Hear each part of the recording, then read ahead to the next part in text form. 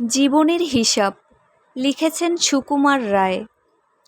বিদ্যে বোঝাই বাবুমশাই চড়ি শখের ভোটে, মাঝিরে কন বলতে পারিস সূর্যি কেন ওঠে, চারটা কেন বারে কমে, জোয়ার কেন আসে।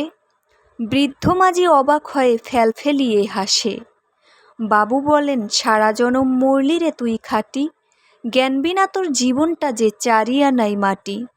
খানিক বাদে কহেন, বাবু বলতো দেখি ভেবে, নদীর ধারা কেমনে আসে পাহাড় হতে নেমে, বলতো কেন লবণ পোড়া সাগর ভরা পানি। মাঝি সে কয়, আরে মশাই অত কি আর জানি। বাবু বলেন, এই বয়সে জানিস নে ও তা কি, জীবনটা তোর নেহাত খেলো অষ্ট আনাই ফাঁকি। আবার ভেবে কহেন, বাবু বলতো ওরে বুড়ো, কেন এমন নীল দেখা যায় আকাশের ওই চূড়ো, বলতো দেখি সূর্য চাঁদে গ্রহণ লাগে কেন। বৃদ্ধ বলে, আমায় কেন লজ্জা দেছেন হেন।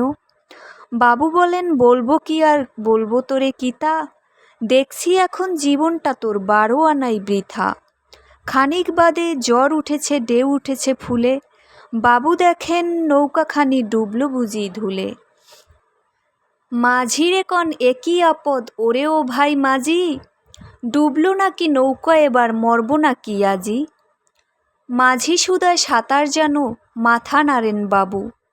মূর্খ মাঝি বলে, মশাই এখন কেন কাবু, বাঁচলে শেষে আমার কথা হিসেব করো পিছে, তোমার দেখি জীবনখানা 16 আনাই মিছে। Thanks for watching. Please subscribe to my YouTube channel Maryam জান্নাত।